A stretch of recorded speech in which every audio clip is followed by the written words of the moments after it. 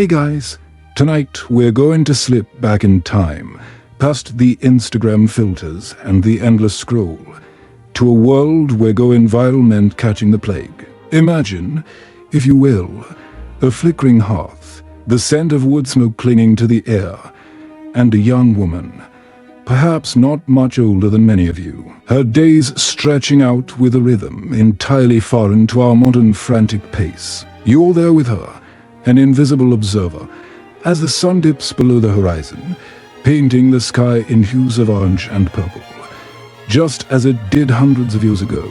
Tonight, we are asking a question that, on the surface, might seem a little odd.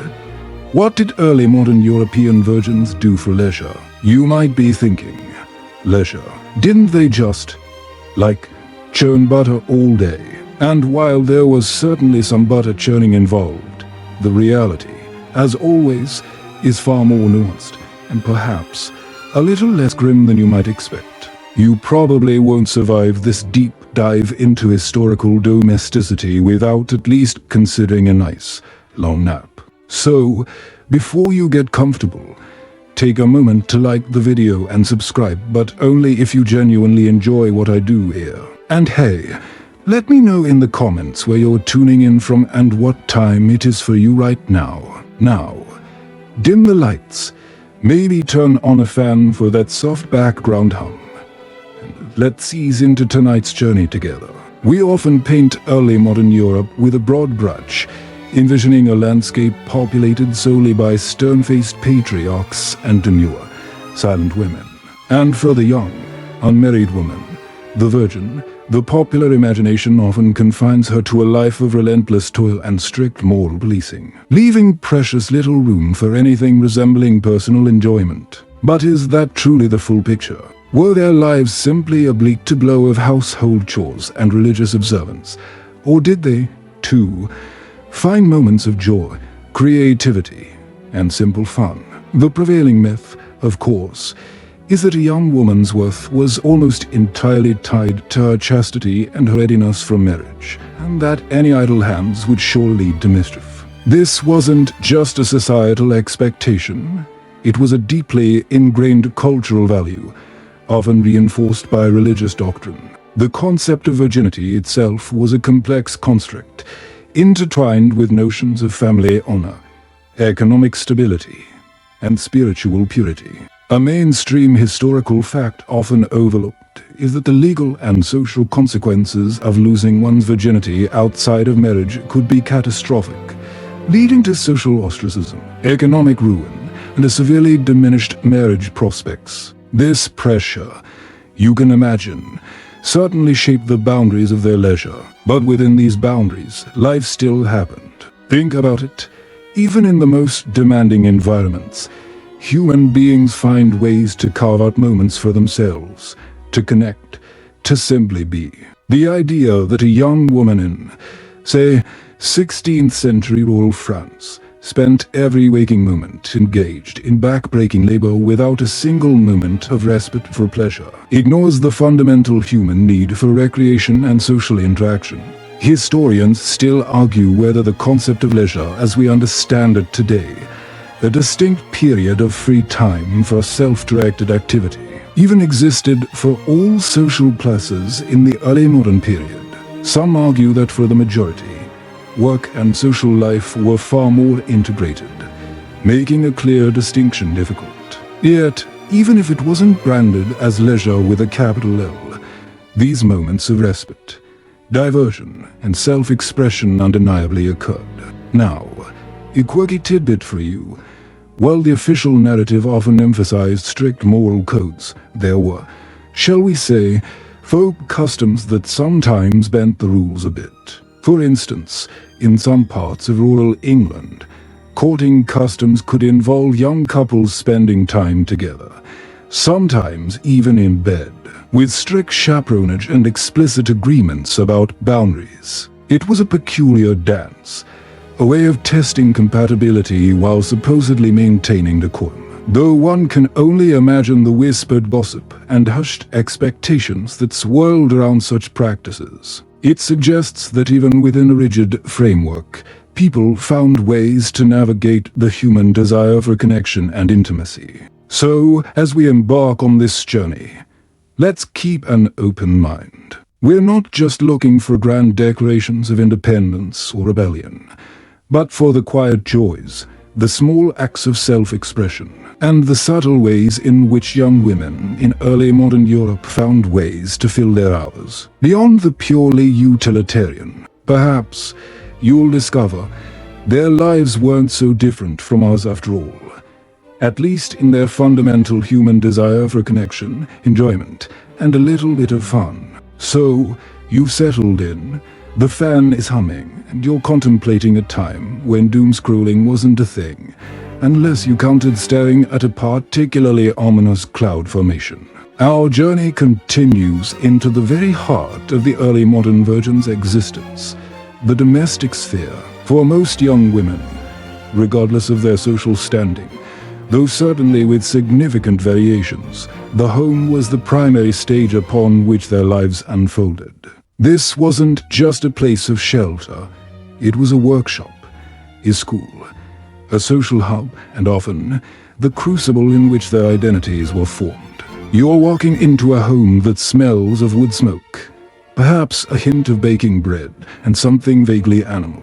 It's a busy place, far from silent. For the vast majority, daily life was structured around the rhythm of the household. This meant a seemingly endless cycle of chores, many of which we would now consider specialized trades. Imagine trying to keep a multi-generational household clean without modern plumbing or cleaning supplies. Think about hauling water, sweeping dirt floors, managing fires for cooking and warmth, and washing clothes by hand, often in cold water, with lye soap that probably felt like sandpaper on your skin. These weren't just chores, they were fundamental skills, learned from a young age, and absolutely essential for the survival and smooth functioning of the family unit. A mainstream historical fact here is that housewifery was considered a highly skilled occupation, requiring knowledge of everything from textile production to food preservation, basic medicine, and household management. It wasn't merely drudgery. It was an intricate art form passed down through generations. Now, where does leisure fit into this tapestry of endless tasks? Well, sometimes the lines blurred. Take cooking, for instance. While a necessity, the preparation of certain dishes, particularly for special occasions or festivals, could become a communal, almost celebratory event. Imagine several women gathered around a large table, kneading dough, chopping vegetables, sharing stories, and perhaps even singing songs. The work itself might be taxing, but the social interaction, the shared effort, and the anticipation of a delicious meal could transform it into something akin to leisure. It was about shared experience, about the rhythm of collaborative effort. And that, my friend, is where the light jokes often crept in. A bit of teasing about who burnt the last batch of bread or who had eyes for the blacksmith's son. A quirky tidbit in some households, especially those with multiple daughters or young female servants. Certain tasks might be turned into informal competitions or games to alleviate the monotony. Imagine a race to see who could spin the most yarn in an hour, or who could shell the most peas without dropping any. These small, playful elements injected a sense of fun into otherwise demanding routines. And yes, historians still argue whether these moments of lightheartedness were genuine expressions of joy or simply coping mechanisms designed to endure an arduous existence. Was it truly leisure, or merely a brief reprieve from the grind? The truth, as ever, probably lies somewhere in the middle. Beyond the immediate domestic duties, there was also the expectation of contributing to the family economy. In agricultural households, this meant assisting with planting, harvesting, animal care, and preparing goods for market. In urban settings, it might involve helping with a family shop, assisting in a craft, or even taking in piecework. Your hands, even as a young virgin, were rarely truly idle. This practical contribution was seen not just as an obligation, but as a crucial part of becoming a valuable member of society and, eventually, a desirable marriage prospect. After all, who wants a wife who can't even keep a fire lit without setting the house ablaze? So, while the image of a young woman whiling away her hours with novel reading and afternoon tea is largely a construct of later centuries and higher social strata, it's crucial to remember that life wasn't all work. Within the demanding framework of the early modern home, pockets of communal activity, shared laughter, and even playful competition emerged, transforming what might seem like relentless labor into moments of social connection and, dare we say, a quiet form of enjoyment. You're still with me? Good. The fan is a gentle whisper, and we're about to delve into a world of needle, thread, and social fabric. Forget fast fashion. In early modern Europe, clothing wasn't just a matter of personal style.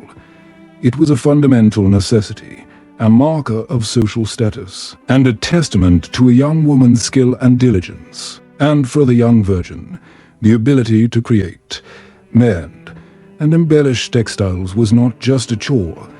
It was a crucial part of her identity and a significant aspect of her daily life. You're now in a room filled with the soft rustle of fabric, the rhythmic click of needles, and the subtle scent of beeswax used to strengthen thread. Textile work was ubiquitous. It encompassed everything from spinning raw fibers into yarn to weaving cloth, sewing garments, embroidering decorative pieces, and mending worn items. It was a skill learned from a young age, passed down through generations of women, and considered absolutely essential for any self-respecting household. Imagine trying to clothe an entire family, from infants to grandparents, without ready-made fabrics or sewing machines. It was a constant, demanding task, requiring hours of focused attention and meticulous craftsmanship. A mainstream historical fact is that textile production was a major industry in early modern Europe, employing vast numbers of women, both in domestic settings and in larger workshops. The quality and intricacy of a woman's needlework were often seen as a direct reflection of her character, her patience, and her suitability for marriage. Now, where does leisure come into play here? Well, like cooking, textile work could be both a necessity and a social activity. Think about a group of women gathered together, perhaps in the evening, round a single light source, their needles flashing in the dimness. They're working on different projects: a new shirt for a husband, a decorative sampler, a simple patch for a worn-out stocking. But they're also talking, sharing stories, singing songs, and perhaps even engaging in a bit of good-natured gossip. The work itself might be repetitive, but the shared experience, the sense of community, and the creative outlet it provided could transform it into something more than just a chore. It was about connection, about shared skills, and about the quiet satisfaction of creating something beautiful and useful.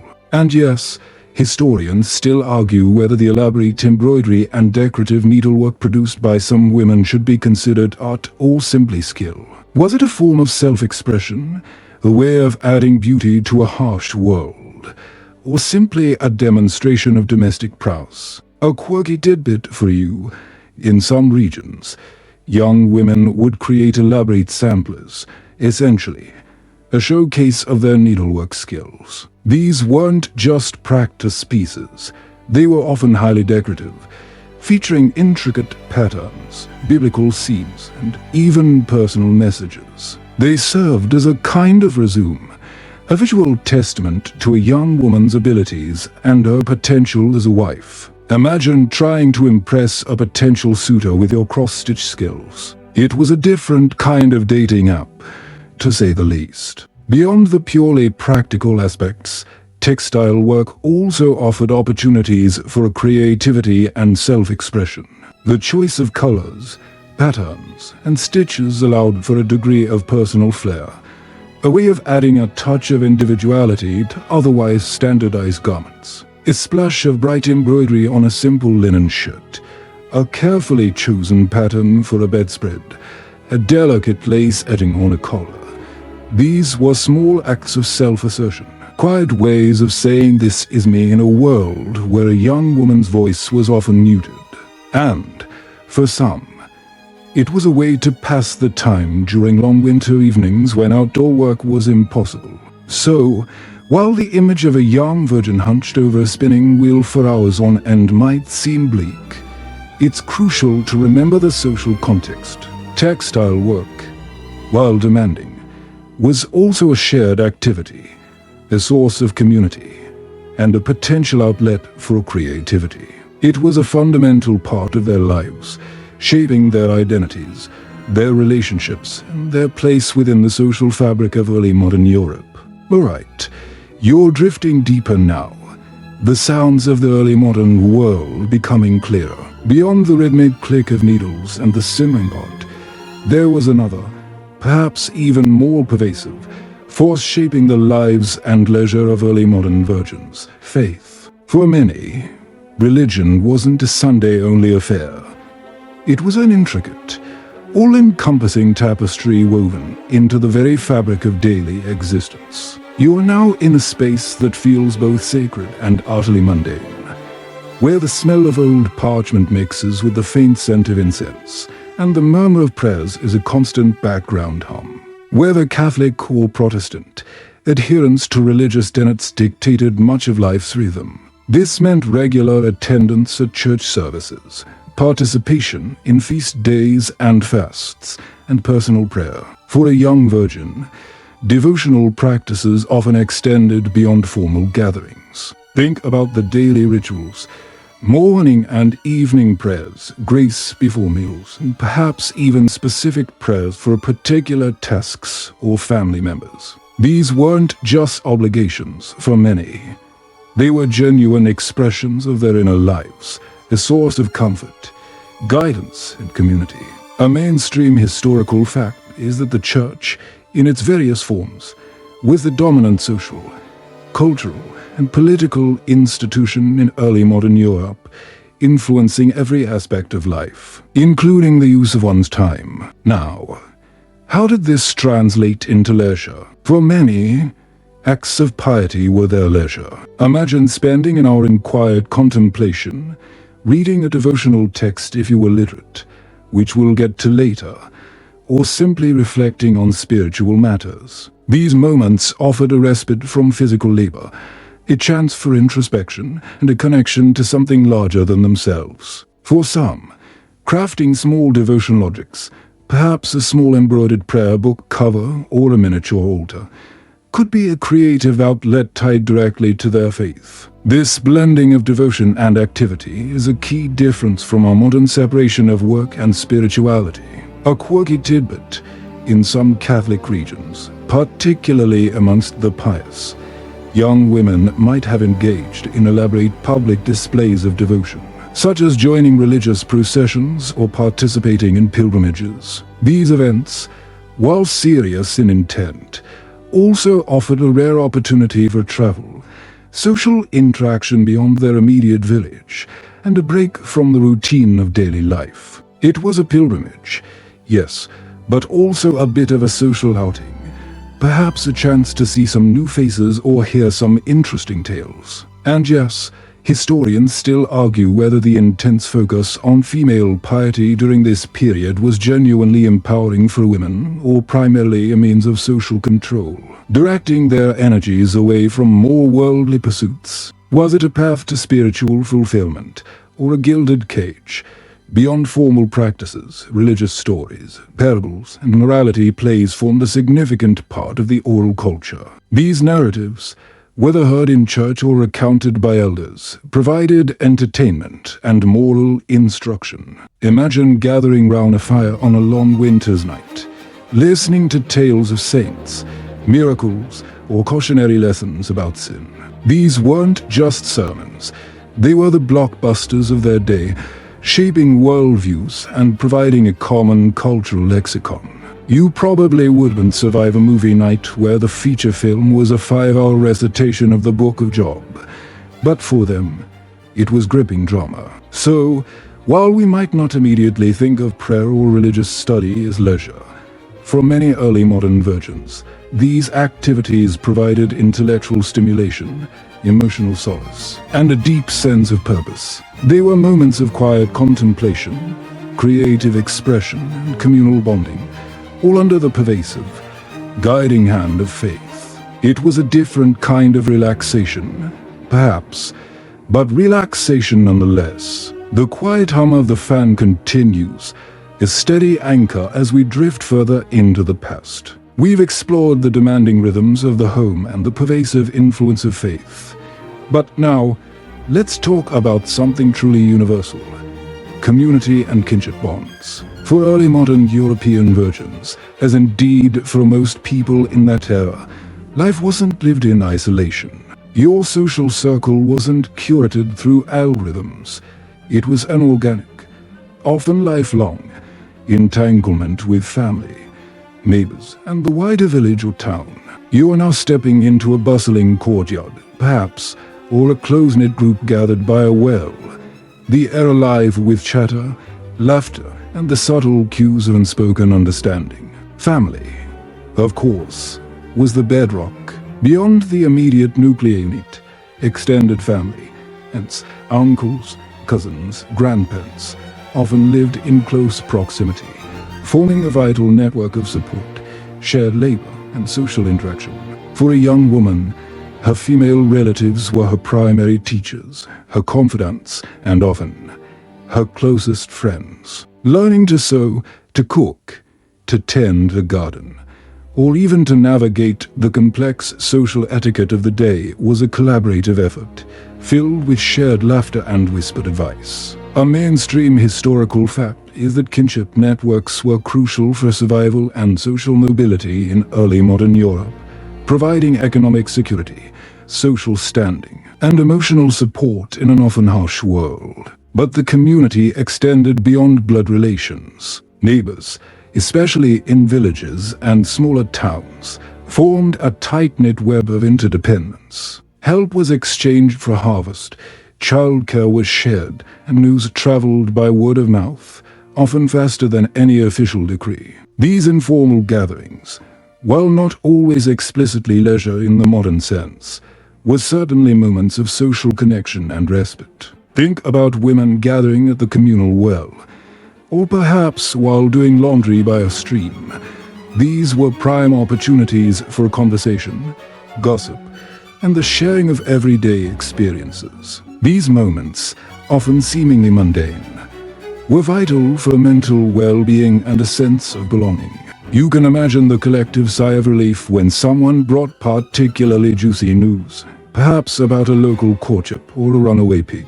A quirky tidbit: in some communities, spinning bees or other work-based gatherings became significant social events. Women would bring their spinning wheels or other textile work to a neighbor's house, and while their hands were busy, their mouths certainly weren't. These were evenings filled with storytelling, singing, and perhaps a bit of matchmaking or discreet observation of potential suitors. It was a perfect blend of productivity and pleasure, demonstrating how intertwined work and social life often were. And yes, historians still argue whether the intense social pressure of small, interconnected communities fostered genuine solidarity or led to oppressive conformity, especially for young women.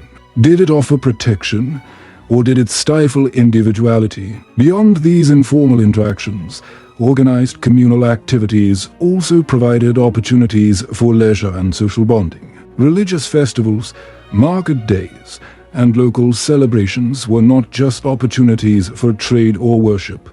They were major social events, bringing people together from surrounding areas. We'll delve deeper into festivals in the next section, but consider how a simple trip to the market, ostensibly for provisions, could also be a chance to meet friends, exchange greetings, and observe the wider world. For a young virgin, often confined to the immediate vicinity of her home, these outings were precious opportunities for connection and a glimpse of the vibrant world beyond her doorstep. So, while the concept of hanging out with friends might seem distinctly modern, The underlying human need for a social connection and community was just as strong for early modern virgins. Their leisure was often found in the interstices of their daily routines, woven into the fabric of shared work, mutual support, and the deep, abiding bonds of family and neighborhood.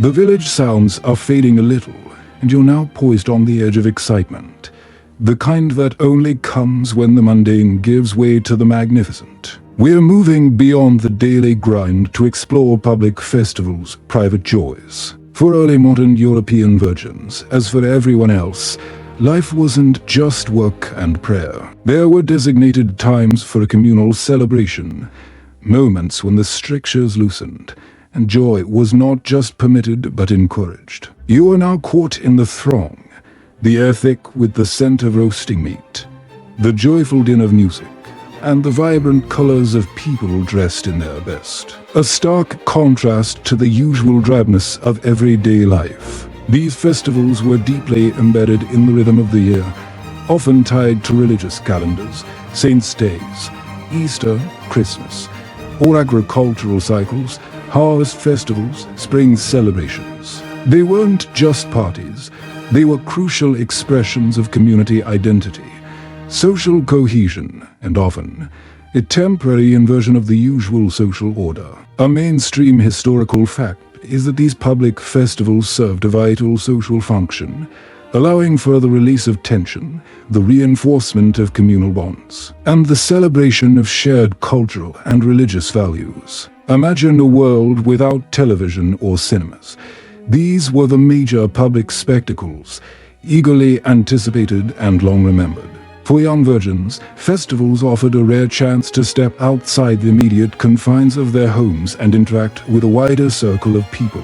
It was an opportunity to see and be seen, to wear one's best clothes, and to participate in communal activities like dancing, singing, and feasting.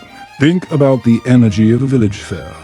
Wandering minstrels, traveling performers, perhaps even a bear baiting if you were unlucky enough to live near one of those. While often chaperoned, these events allowed for discreet glances, whispered conversations, and the thrill of being part of a larger, joyous crowd.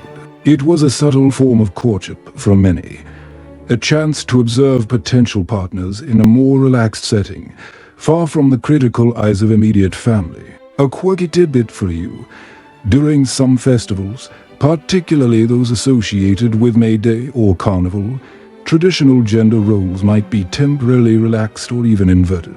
Young women might participate in playful mischief, engage in boisterous games, or even take on roles traditionally reserved for men in mock ceremonies. This temporary loosening of norms provided a pressure valve for society and a taste of greater freedom for those normally constrained. And yes, historians still argue whether these temporary inversions of order genuinely challenged social hierarchies or merely reinforced them by providing a safe outlet for dissent. Did they offer true liberation, or just a controlled release valve? Beyond the grand public spectacles, there were also smaller, more private joys that unfolded within the community. Think about shared meals, especially after a successful harvest or a significant family event. These were occasions for extended family and neighbors together, share food, tell stories, and simply enjoy each other's company. While not as flashy as a full-blown festival, these moments of communal feasting and fellowship were equally important for fostering connections and providing moments of genuine pleasure. And you can bet a good bit of friendly teasing about who had the best pie, or who had caught the eye of the cute butcher's boy, would be part of the fun. So, while the daily life of an early modern virgin might seem steeped in duty and routine, it was punctuated by vibrant moments of celebration. These public festivals and private gatherings offered crucial opportunities for social interaction, communal bonding, and a much-needed release from the everyday. They were the highlights of the year, providing memories and stories to sustain them through the quieter, more demanding periods. The echoes of the festival music are still lingering, a pleasant hum in your memory. But now we're sinking into the quiet intimacy of shared moments. Tonight, We're exploring the art of storytelling, long before Netflix or even printed novels were widely accessible. Human beings relied on the power of spoken words to entertain, to teach, and to connect. For early modern European virgins, as for everyone, oral traditions were a rich vein of leisure, weaving through their days and nights. You are now curled up by a dying fire, the shadows dancing on the walls, as a voice, perhaps an elder woman's, begins to weave a tale. Storytelling wasn't just a pastime. It was a fundamental way of transmitting knowledge, values, and history.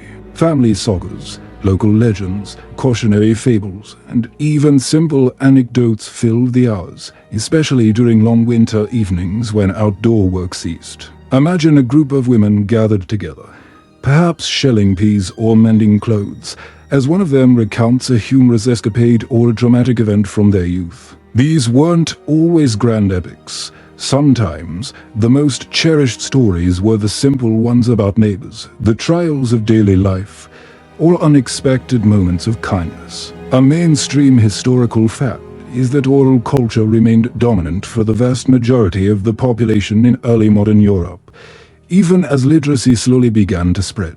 Stories, songs, and proverbs were the primary means of cultural transmission. Now, where does leisure fit into this? The act of listening to a story, of being transported to another world, was undeniably a form of mental escape and entertainment. It allowed for imagination to flourish, for laughter to erupt, or for a shared moment of solemn reflection. For the storyteller, it was a creative act, a chance to perform and engage their audience. For the listeners, it was a collective experience, fostering bonding and a shared cultural understanding. And yes, historians still argue whether these popular oral narratives served primarily to reinforce societal norms and religious doctrines, or if they sometimes subtly challenged authority and expressed subversive ideas through humor or allegory. Were they tools of control, or quiet acts of resistance? A quirky tidbit: beyond simple stories, ballads and folk songs were incredibly popular.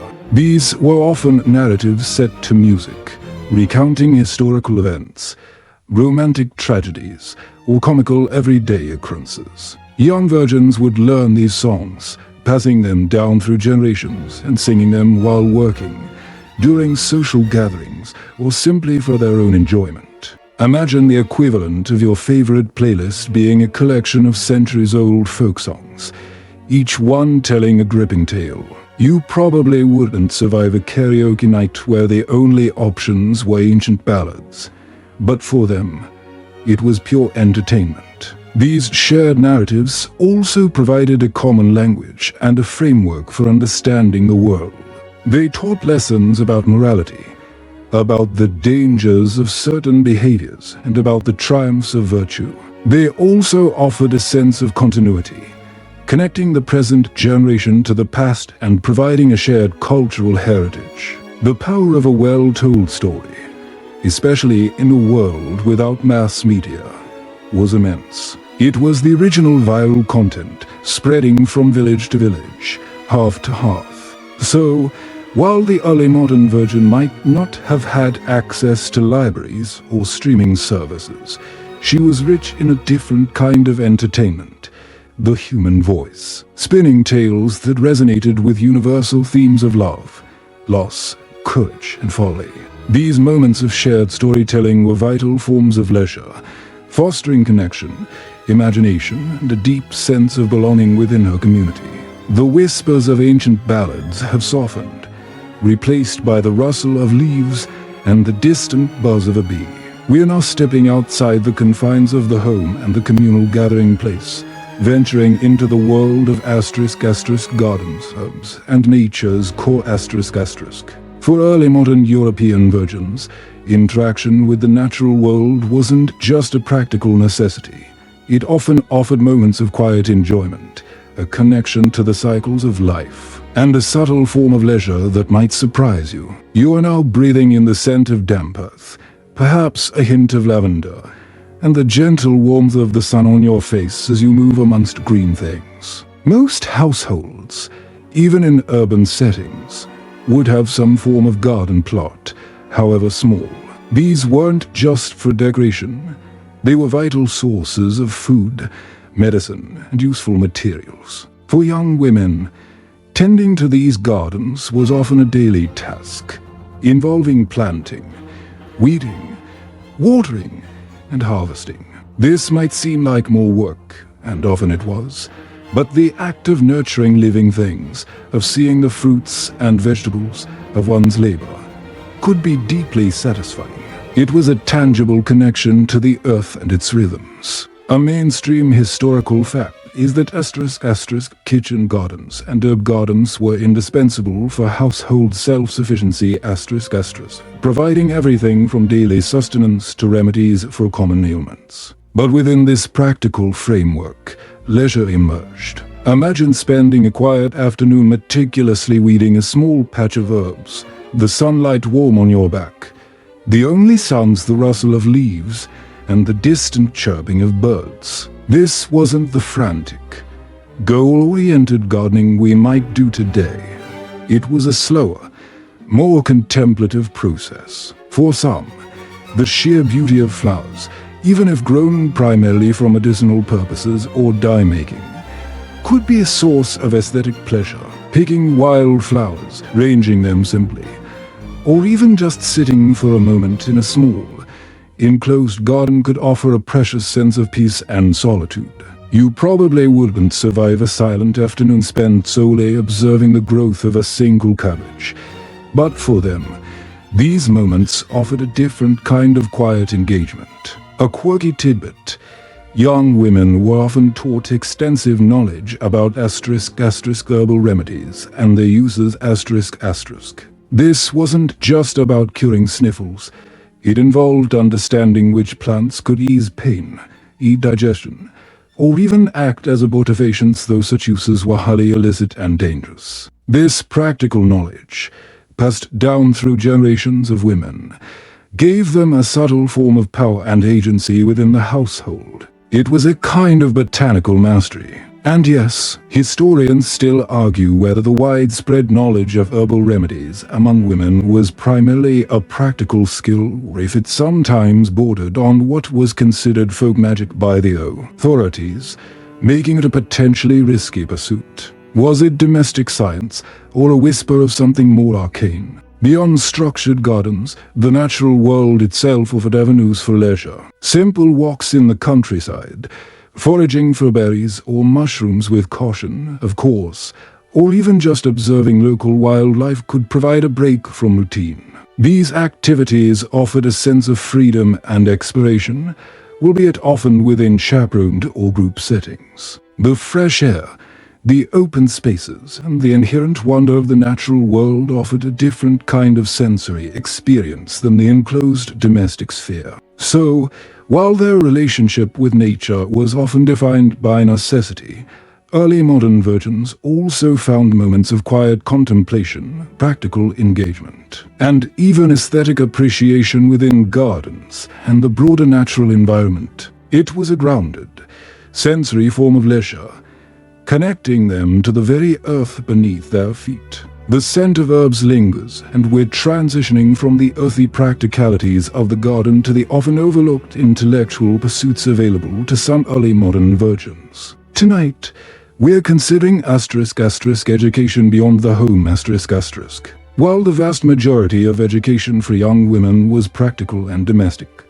delivered informally within the household, there were avenues, however limited, for more formal learning. You are now in a quieter space, perhaps a modest schoolroom or a private chamber, where the faint scratch of a quill on parchment or the murmur of recited lessons fills the air. For most, as we've noted, education meant learning to manage a household, cultivate a garden, and master various textiles. But for a select few, especially those from wealthy merchant families, the gentry, or the minor aristocracy, some degree of formal schooling was indeed available. This might involve attendance at dame schools, often run by an older woman in her home, where basic literacy, reading, Perhaps a little writing and rudimentary arithmetic were taught. For those with more resources, private tutors might be employed. A mainstream historical fact is that female literacy rates,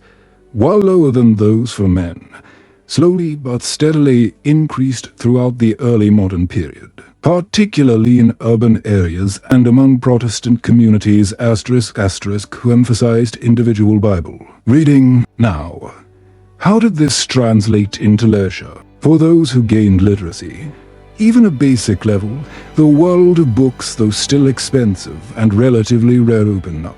Reading, whether it was devotional texts, educational primers, or eventually the burgeoning genre of popular romances and chapbooks, offered a profound form of personal leisure. It was an escape, a source of knowledge, and a quiet, solitary pleasure. Imagine the thrill of deciphering words on a page, of entering entirely new worlds through the written word, especially when much of your life was dictated by immediate, tangible tasks. And yes, historians still argue whether the increasing literacy among women ultimately led to greater social agency or merely facilitated their moral instruction within prescribed gender roles. Did it empower them, or just make them more compliant? A quirky tidbit: some aristocratic young women, particularly in England, were educated to a remarkably high standard, often alongside their brothers. Figures like Lady Jane Grey, for example, were renowned for their classical learning and linguistic abilities. While these were exceptions rather than the rule, they demonstrate that the intellectual capacity of women was not entirely unrecognized. Even if the opportunities were scarce, you probably wouldn't survive a Latin debate competition with a 16th century noblewoman, but some of them could certainly hold their own. Beyond formal literacy, there were also opportunities for less structured intellectual engagement. This might include learning to play a musical instrument, often the lute or virginals, skills that were highly prized in polite society and considered accomplishments for young ladies. We'll revisit music, but consider how mastering an instrument required discipline, focus, and offered a creative outlet that was both intellectual and artistic. For those with a thirst for knowledge, conversation with learned individuals, visits to local markets where new ideas circulated, or even exposure to traveling players performing morality plays could spark intellectual curiosity. So, while academic pursuits were not the norm for most early modern virgins, for those who had the chance, the act of learning, reading, and engaging with more formal knowledge provided a unique and cherished form of leisure, expanding their minds and offering a different kind of freedom within the confines of their era. The faint echoes of learned lessons and turned pages recede as we approach perhaps one of the most delicately nuanced aspects of a young virgin's leisure. Courtship, subtle dance. Forget dating apps and casual hookups. In early modern Europe, the path to marriage was a highly structured, often public, and deeply significant societal ritual. For young women, the process of finding a partner, or rather, being found by one, was a form of engagement that, while serious in its implications, certainly contained elements of social interaction and even enjoyment. You are now in a space filled with unspoken expectations, nervous glances, and perhaps the faint rustle of a new gown. Marriage was, for most, the expected and indeed almost universal destination for young women. It was the primary means of securing one's economic future, social standing, and place within the community. For a young virgin, her eligibility was paramount, and her behavior, even her leisure activities, were often subtly or not so subtly geared towards demonstrating her suitability as a wife and mother. A mainstream historical fact is that marriages were often arranged, or at least heavily influenced, by families, particularly in the upper echelons of society, prioritizing economic and social alliances over individual romantic inclination. However, Even within ranged systems, personal attraction and compatibility were not entirely disregarded, especially among the low and middling sorts. So, how did this dance manifest as a form of leisure? It wasn't about dating in the modern sense. Instead, interactions between young men and women often occurred in public or semi-public settings, at church services, at market days, during community festivals, or at family gatherings. These were opportunities for observation, for brief, chaperoned conversations, and for the subtle exchange of glances or smiles. Imagine the quiet thrill of catching the eye of a young man from a neighboring village during a harvest festival, or the excitement of a brief conversation at the well. These small moments, charged with unspoken possibility, were a significant form of engagement and, dare we say, entertainment. And yes, historians still argue whether these seemingly restrictive courtship rituals genuinely stifled individual choice or if they provided a protective framework within which young women could navigate the complex journey towards marriage. Did they empower or constrain? A quirky tidbit: in some rural areas, particularly in England, bundling was a practice where a courting couple would share a bed, fully clothed, with a board or bolster placed between them to ensure no impropriety. This was a highly ritualized way for couples to get to know each other in a private, yet supposedly chaste, setting. You probably wouldn't survive a bundling date night in a world where modern dating apps dominate.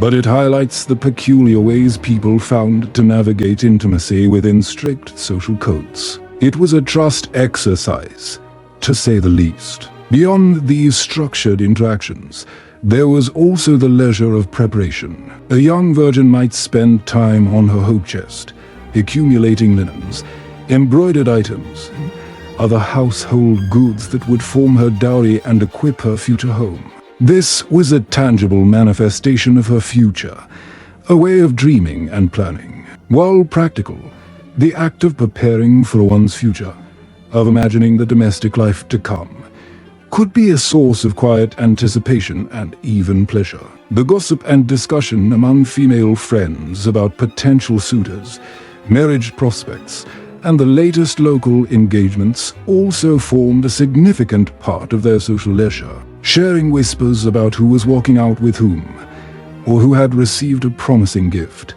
was a form of collective entertainment and social intelligence gathering. So, while courtship in early modern Europe was certainly not the romanticized ideal we often imagine, it offered young virgins a unique form of social engagement and a focus for their aspiration. It was a dance of subtle cues, public appearances, and quiet anticipation, all playing out against the backdrop of community and family expectations. The quiet tension of courtship hangs in the air, a hum of unspoken expectations. But now, let's let the melody rise. We're tuning into *** music's gentle charms ***. In early modern Europe, music wasn't just background noise. It was an integral part of life, woven into celebrations, religious observances, and even daily tasks. For young virgins, it offered a profound form of leisure, both as listeners and, for some, as performers. You are now enveloped by sound, perhaps the clear notes of a voice, the plucking of strings, or the rhythmic tapping of feet. Music was everywhere, from the hymns sung in church to the ballads performed by traveling minstrels, from the lively tunes played at festivals to the quiet lullabies sung over cradles. It provided emotional solace, spiritual upliftment, and a vital form of communal entertainment. A mainstream historical fact is that ** music played a crucial role in social gatherings, public ceremonies, and domestic life across all social strata in early modern Europe ***, reflecting both religious devotion and secular enjoyment. It was truly the soundtrack to their lives. Now, how did this translate into leisure for young women? For many, simply listening to music was a cherished pastime. Imagine the joy of hearing a skilled musician play at a fair, or the comfort of familiar songs sung by family members during an evening gathering.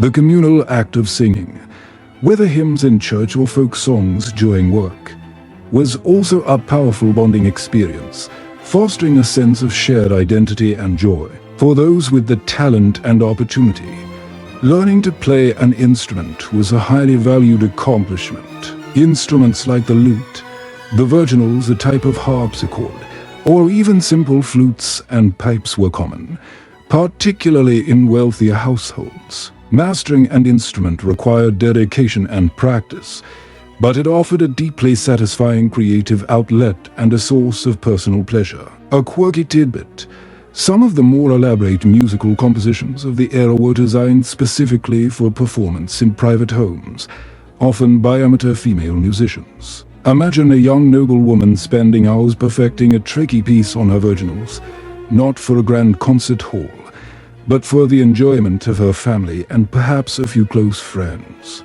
These were intimate performances, showcasing skill and providing beautiful moments within the domestic sphere. And yes, historians still argue whether the emphasis on musical accomplishment for women was primarily a display of gentility and a means to attract a suitable husband, or if it also genuinely fostered artistic expression and intellectual development. Was it a performance for others, or a passion for oneself? Beyond formal instruments, the human voice was perhaps the most universal musical instrument. Young women would learn countless songs, work songs, love songs, narrative ballads, and devotional hymns, passing them down the valley. Singing, whether solo or in a group, while performing chores, walking in the fields, or simply relaxing, was an accessible and ever-present form of personal leisure. It was a way to express emotions, to tell stories, and to simply fill the air with beauty. You probably wouldn't survive a silent house, and neither would they. So, whether through passive listening, active participation in communal singing, or the disciplined mastery of an instrument, music provided early modern virgins with a rich and varied form of leisure. It offered solace, joy, and a powerful means of connection to their communities and their inner selves. The lingering melodies of music fade, and we're now stepping into a space where quick wits and nimble fingers might prevail. Games of skill and chance. While life in early modern Europe was often serious and demanding, people of all ages, including young virgins, found time for play.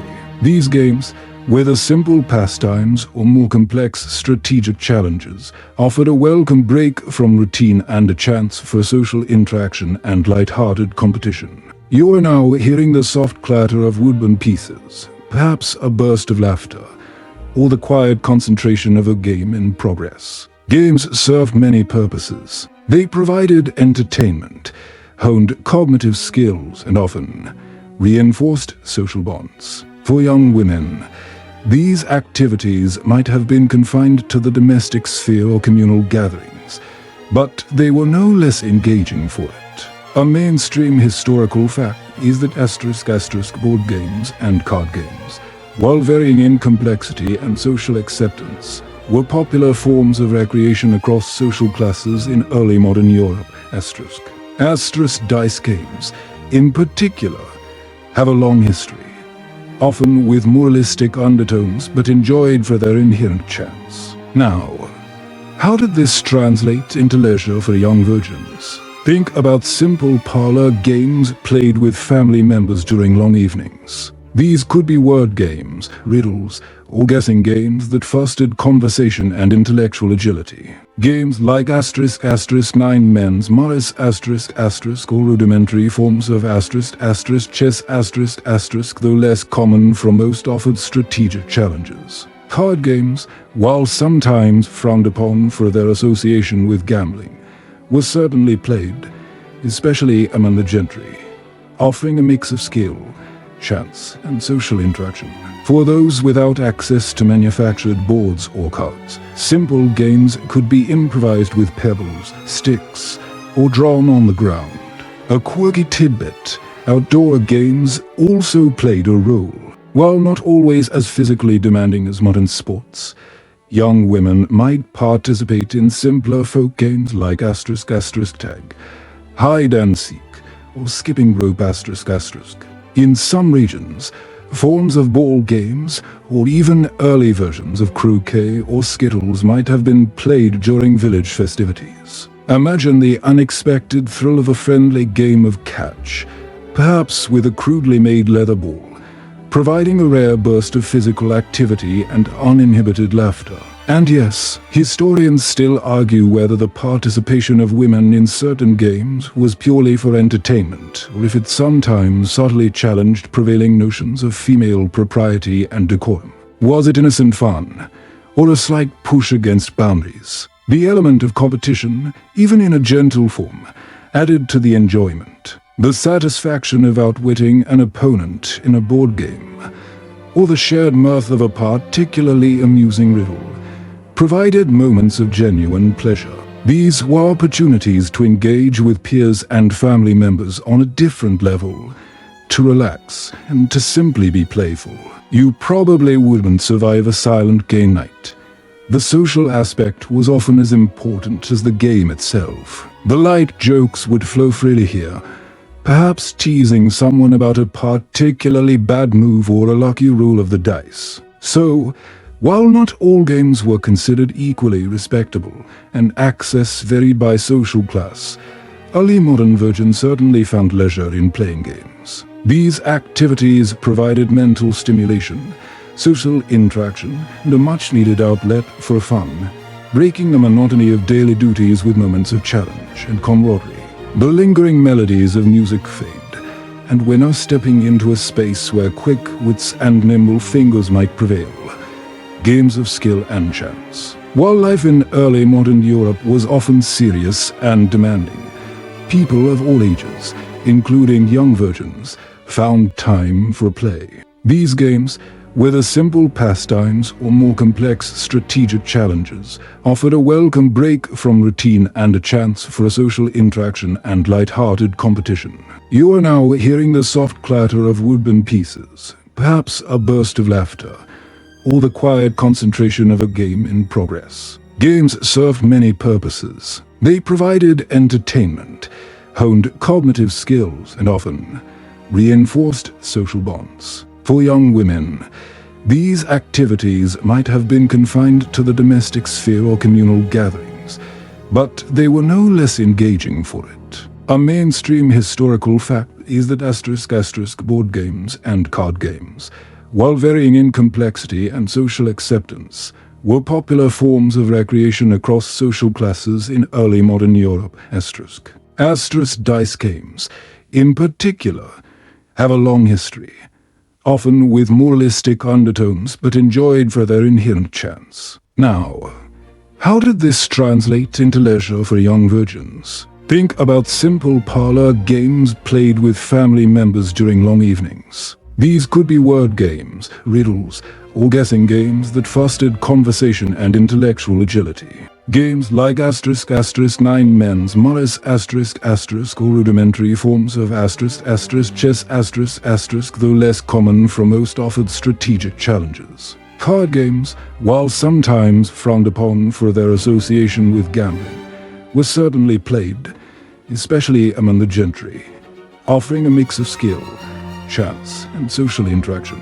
For those without access to manufactured boards or cards, simple games could be improvised with pebbles, sticks, or drawn on the ground. A quirky tidbit, outdoor games also played a role. While not always as physically demanding as modern sports, young women might participate in simpler folk games like ** tag, hide and seek, or skipping rope ***. In some regions, forms of ball games, or even early versions of croquet or skittles might have been played during village festivities. Imagine the unexpected thrill of a friendly game of catch, perhaps with a crudely made leather ball, providing a rare burst of physical activity and uninhibited laughter. And yes, historians still argue whether the participation of women in certain games was purely for entertainment, or if it sometimes subtly challenged prevailing notions of female propriety and decorum.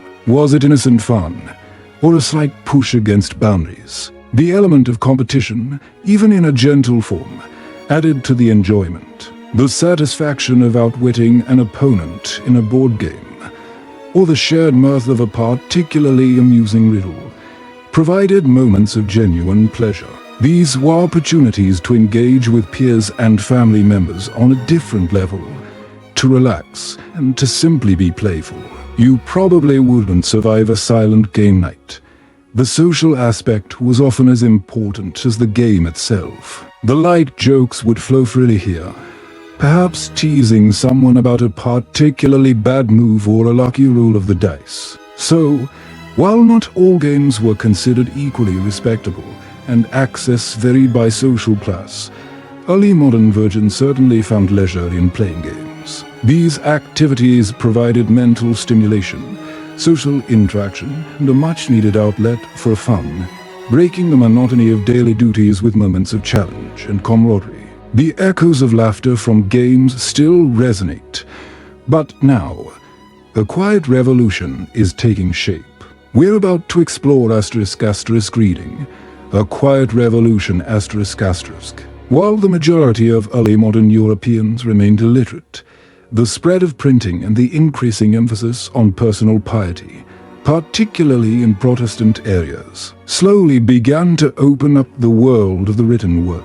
For those young virgins who gained this precious skill, reading offered a profound, deeply personal form of leisure, a window into worlds beyond their immediate experience. You are now sensing the faint smell of aged paper and ink, perhaps the gentle rustle of a page being turned in the soft light of a window. Literacy, as we touched on earlier, was not universal, but it was growing. For most, if they learned to read at all, it was primarily to access religious texts like the Bible or devotional pamphlets. This was often taught at home by parents or older siblings, or in small, local dame schools. The act of reading itself, even if focused on spiritual instruction, offered a quiet escape and a unique form of engagement. A mainstream historical fact is that the Protestant Reformation significantly boosted literacy rates,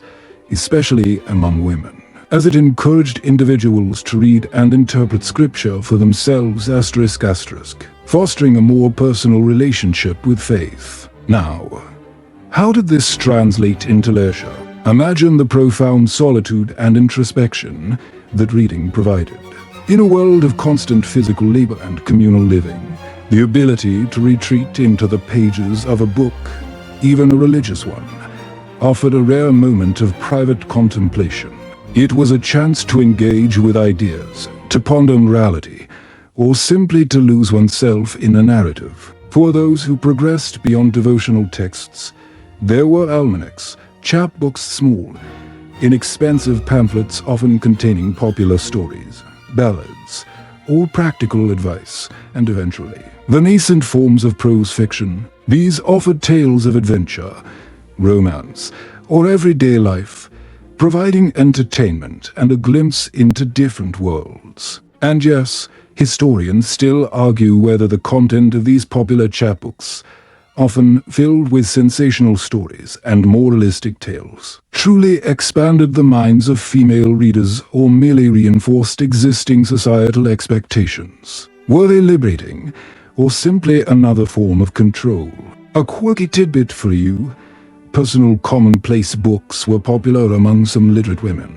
These were private notebooks where they would copy out interesting passages from books they read, poems they enjoyed, recipes, or even personal thoughts and observations. It was a kind of proto-blog or personal journal, a way of engaging deeply with what they read and creating their own curated collection of knowledge and inspiration. You probably wouldn't survive a world without search engines, but these commonplace books were their personal databases of information and delight. The very act of acquiring literacy was, in itself, a form of achievement and a pathway to a different kind of life. It meant the ability to read letters, to understand contracts even if not to write them, and to engage with the wider world of printed information.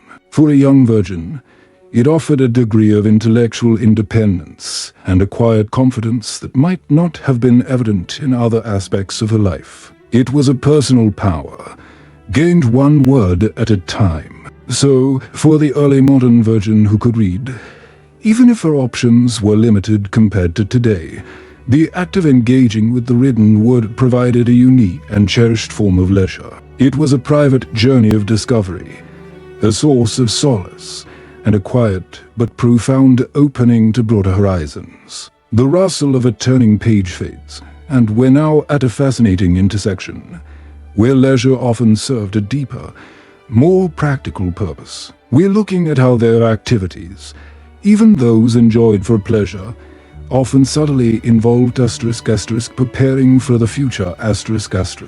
For early modern European virgins, the ultimate future was typically marriage and the establishment of their own household. Many of their leisure activities, whether consciously or unconsciously, served as training grounds for the roles they were expected to fulfill. You're now seeing the threads of their current enjoyment subtly weaving into the tapestry of their anticipated lives. Think back to the domestic sphere. The hours spent on needlework, cooking, and household management, while often demanding, were also opportunities to hone vital skills. The meticulously embroidered sampler wasn't just a display of craftsmanship. It was a tangible demonstration of a young woman's diligence, patience, and artistic flair, or highly desirable qualities in a potential wife. The ability to prepare a good meal or manage a kitchen effectively was a skill that directly impacted the economic well-being and comfort of a future family. A mainstream historical fact is that the acquisition of practical household skills was considered fundamental to a young woman's education and her value as a marriage prospect ensuring the smooth running of her future home. Now, how did this intersect with leisure? The shared laughter and camaraderie while spinning, sewing, or cooking were leisure, yes, but they were also learning environments. Older women would impart wisdom, tips, and tricks alongside stories and songs. The social interactions involved in these activities were crucial for developing the interpersonal skills needed to manage a household with servants if applicable or to navigate the complexities of a tight-knit community. It was on-the-job training mixed with social connection. And yes, historians still argue whether this emphasis on domestic preparation for marriage truly empowered women by giving them essential life skills or primarily limited their aspiration to the domes. Sphere, reinforcing gender norms. Was it a foundation for independence or a predetermined path? A quirky tidbit. In some wealthier households, young women might engage in activities like keeping household accounts or learning basic arithmetic. While this might seem dry, these skills were invaluable for managing a household budget, overseeing servants, and potentially assisting in a family business. Imagine the satisfaction of balancing ledgers, even if it wasn't exactly a thrilling novel. You probably wouldn't survive a budget meeting without a spreadsheet. But they managed with pen and paper, honing skills that would be crucial for their future financial stability. Even social activities like attending festivals or participating in dances played a role in preparing for the future. These events were crucial for networking, for meeting potential suitors and their families, and for practicing social graces. The subtle art of polite conversation, the ability to carry oneself with decorum, and the knack for making a good impression were all skills honed in these semi-formal social settings. Courtship, as we discussed, was itself a major leisure activity that directly served the future goal of marriage. So, for early modern virgins, many of their seemingly leisurely pursuits were deeply intertwined with practical preparation for their adult lives. These activities provided not just enjoyment and social connection, but also the essential skills and social polish that would define their roles as wives, mothers, and managers of their own households in the years to come. The threads of future preparation have been laid out, revealing the underlying purpose behind many of their activities. Now, as our journey through the early modern world gently nears its close, let's widen our gaze and look *** beyond the stereotype ***. We began by challenging the notion that early modern European virgins had no leisure.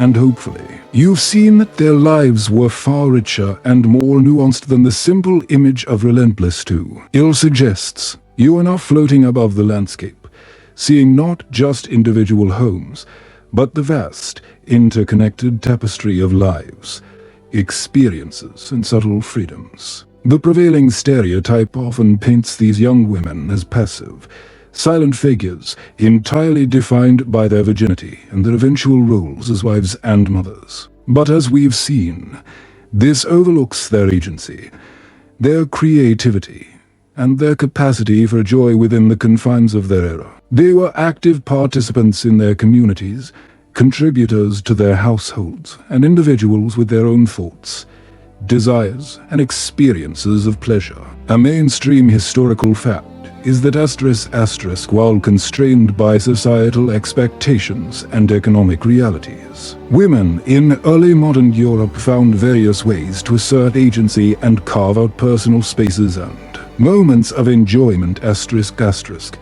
often through informal social networks and domestic activities. Now, how does this broader perspective illuminate their leisure? It shows us that leisure wasn't always a separate, distinct block of free time as we understand it today. Often, it was interwoven with work, with social obligations, and with religious duties. It was found in the shared laughter over a spinning wheel, the quiet contemplation of a prayer book, the thrill of a community festival, or the simple joy of a story told by the fire. These moments, while perhaps not grand declarations of independence, were crucial for their mental well-being, their social development, and their personal fulfillment. And yes, historians still argue whether the quiet forms of leisure and self-expression adopted by early modern women constituted a form of hidden resistance against patriarchal structures or simply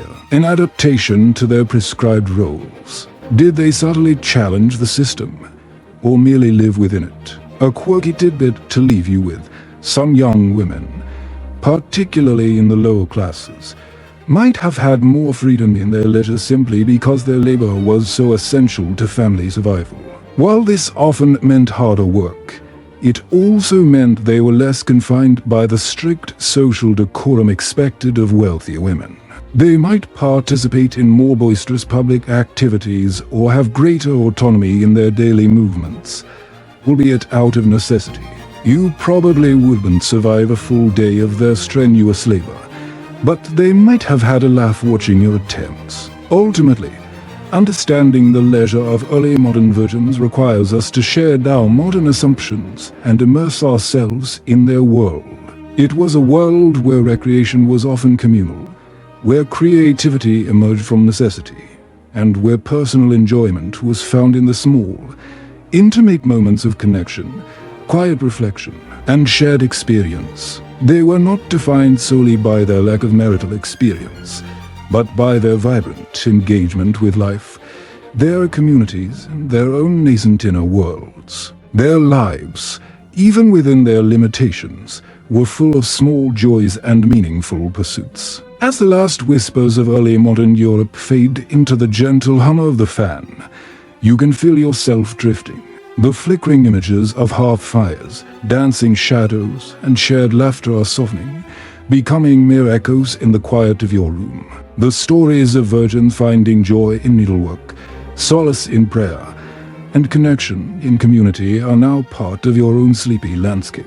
Imagine the simplicity, the rhythm of a life so different, yet so fundamentally human in its pursuit of connection and moments of quiet happiness. Let the details of their days, the scent of wood smoke, the rustle of old fabric, and the faint sound of a distant song lull you into a state of deep tranquility. The pressure of their strict societal rules, the constant demand for labor, it all dissolves now, leaving only the peaceful understanding of lives lived fully, even subtly. You are safe, warm, and utterly relaxed. Allow these gentle historical currents to carry you deeper, softer, into the quietude of the night.